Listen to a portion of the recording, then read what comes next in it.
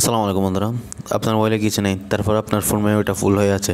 এই জিনিসটা স্মার্টফোন ইউজারকারীদের জন্য খুবই বিরক্তিকর, কারণ এই ফোন মেমোরি ফুল হয়ে যাওয়ার কারণে আমাদের অনেকগুলো সমস্যার সম্মুখীন হতে হয়। তার মধ্যে এক নম্বর সমস্যা হলো আমাদের মোবাইলের ব্যাটারি চার্জ তাড়াতাড়ি চলে যায় এবং আমাদের মোবাইল আগের থেকে অনেক স্লো হয়ে যায় এবং ফোন অকারণে হ্যাং করতে থাকে। তো আপনার মোবাইলে কিছু না থাকার ফলে যদি আপনার ফোন মেমোরিটা ফুল হয়ে থাকে, তাহলে আজকে ভিডিওতে আমি আপনাদেরকে দেখাও কীভাবে আপনি আপনার ফোন মেমোরিটা খালি করবেন খুব সহজে। তো বন্ধুরা, চলুন কথা না বাড়িয়ে মূল ভিডিও শুরু করা যাক।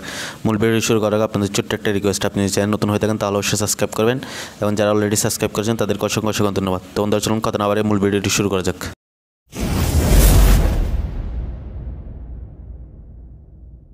তো বন্ধুরা, আপনাদের মোবাইলে কিছু না থাকার ফলে আপনাদের ফোন মেমোরিটা ফুল হয়ে থাকার কারণটা হচ্ছে আপনি কোনো অ্যাপস থেকে কিছু দেখলে বা কোনো কিছু ডাউনলোড করলে সেগুলো যদি আপনারা গ্যালারি থেকে ডিলিটও করে দেন, তাহলে তারা ডাটাটা ধরে রাখে।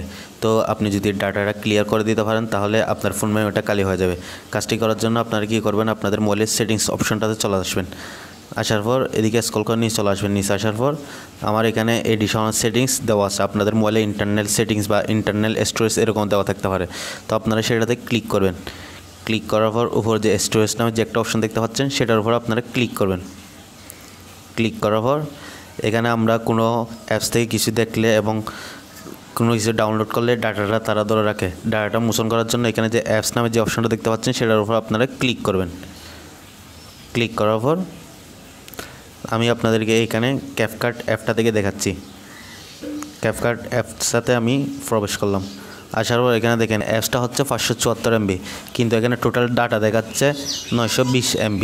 তো 574 MB ছাড়া যে ডাটাগুলো তারা ধরে রাখছে, সেগুলো আমাদেরকে এখান থেকে ক্লিয়ার করতে হবে। আমি এই অ্যাপস থেকে একটা ভিডিও এডিটিং করেছিলাম, সেটা আমি গ্যালারি থেকে ডিলিট করে দেওয়ার ফলে তারা ডাটাটা ধরে রাখছে। তো ডাটাটা মোচন করার জন্য এখানে ক্লিয়ার ক্যাশের উপর ক্লিক করবেন। এখন এখানে ক্লিয়ার ডাটার উপরও ক্লিক করবেন।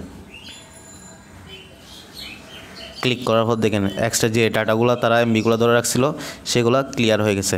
তো এইভাবেই আপনারা চাইলে আপনাদের কোনো অপ্রয়োজনীয় জিনিস যদি তারা ডাটা ধরে রাখে, তাহলে আপনারা এইভাবেই আপনাদের ফোন মেমোরি থেকে খালি করে ফেলতে পারবেন। আশা করি ভিডিওটা বুঝতে পেরেছেন। ভিডিও ভালো লাগলে অবশ্যই লাইক করুন, শেয়ার করবেন, সাথে চ্যানেল নতুন হয়ে থাকলে অবশ্যই সাবস্ক্রাইব করবেন। ধন্যবাদ সবাইকে। আল্লাহ হাফেজ।